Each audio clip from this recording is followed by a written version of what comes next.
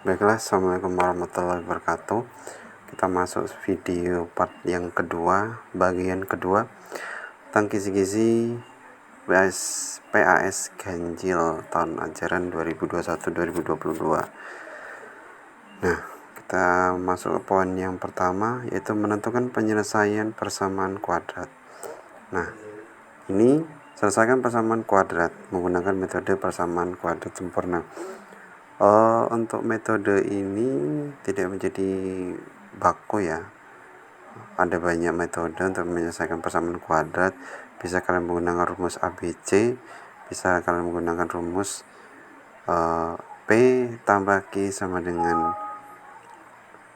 nilai dari B, P kali Q sama dengan C yang pernah saya ajarkan waktu itu. Untuk penyelesaian seperti ini salah satu metode kuadrat sempurna.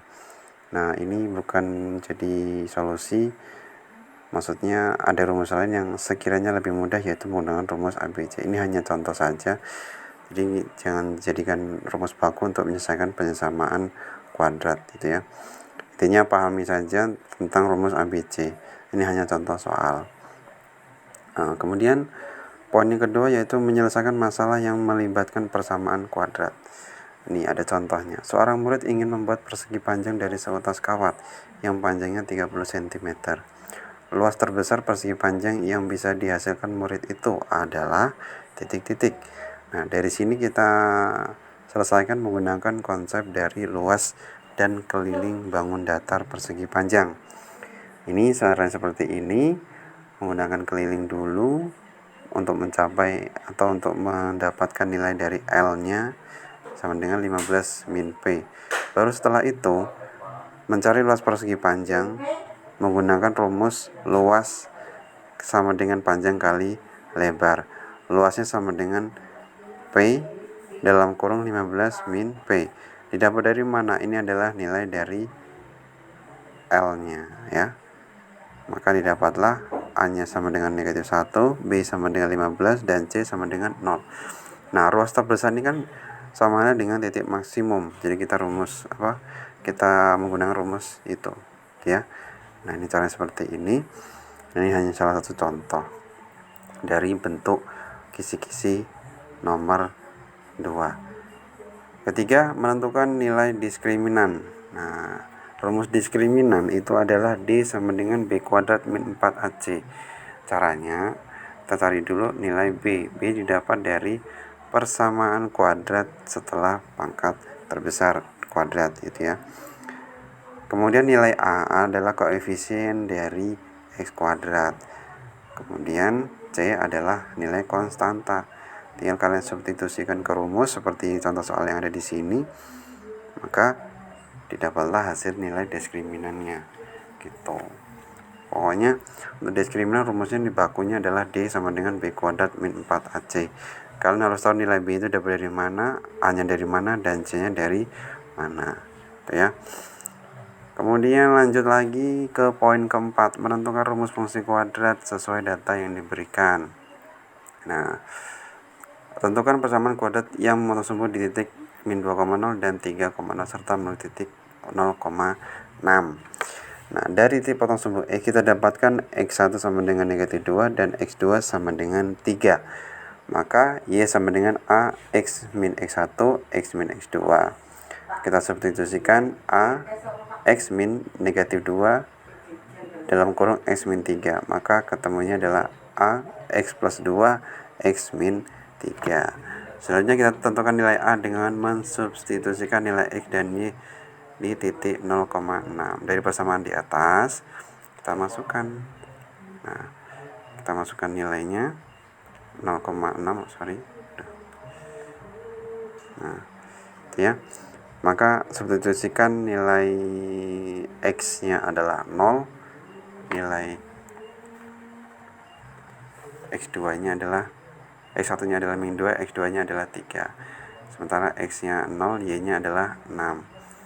Kita masukkan, didapatlah rumus fungsi kuadratnya, yaitu Y sama dengan negatif X kuadrat ditambah X min 6. itu ya, itu yang didapat. Jadi banyak tipe soal-soal seperti ini, nggak usah bingung.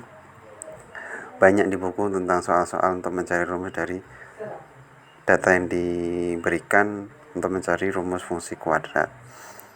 Tuh. Lanjut ke menentukan grafik fungsi kuadrat. Nah, ini ada langkah-langkahnya. Gambarlah grafik fungsi kuadrat fx sama dengan x kuadrat plus 2x min 3. Kita tentukan dulu nilai A-nya. A-nya adalah koefisien dari x kuadrat yaitu 1. B adalah koefisien dari 2x yaitu 2. C adalah konstantanya adalah negatif 3. Langkah pertama, tentukan titik potong dengan sumbu x, y sama dengan 0.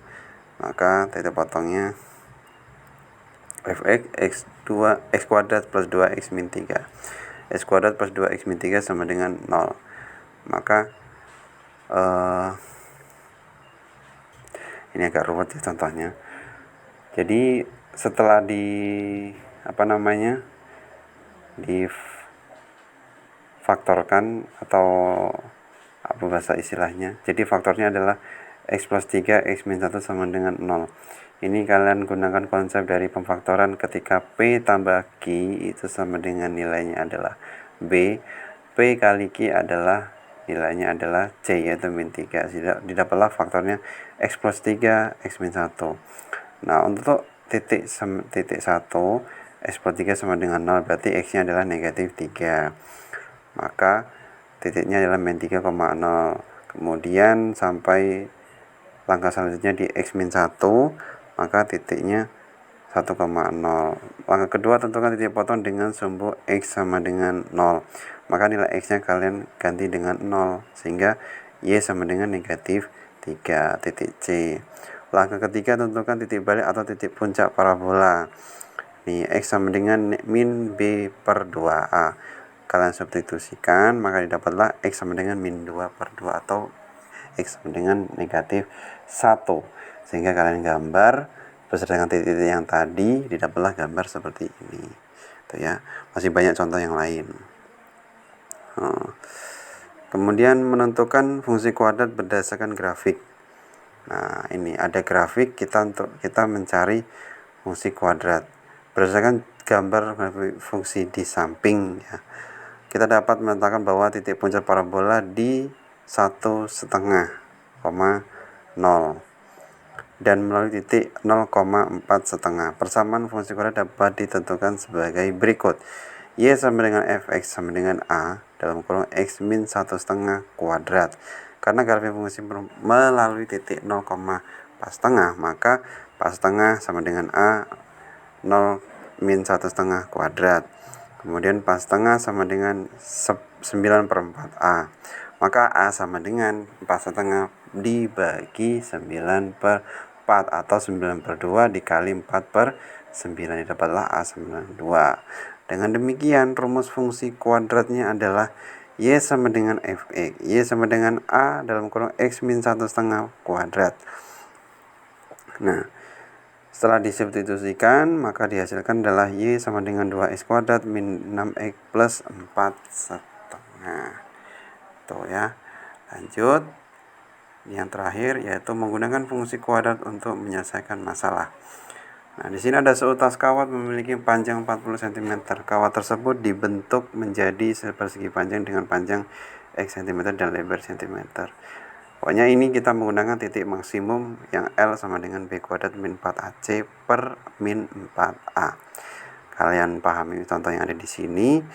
Yang jelas banyak jenisnya, ini bukan jadi baku.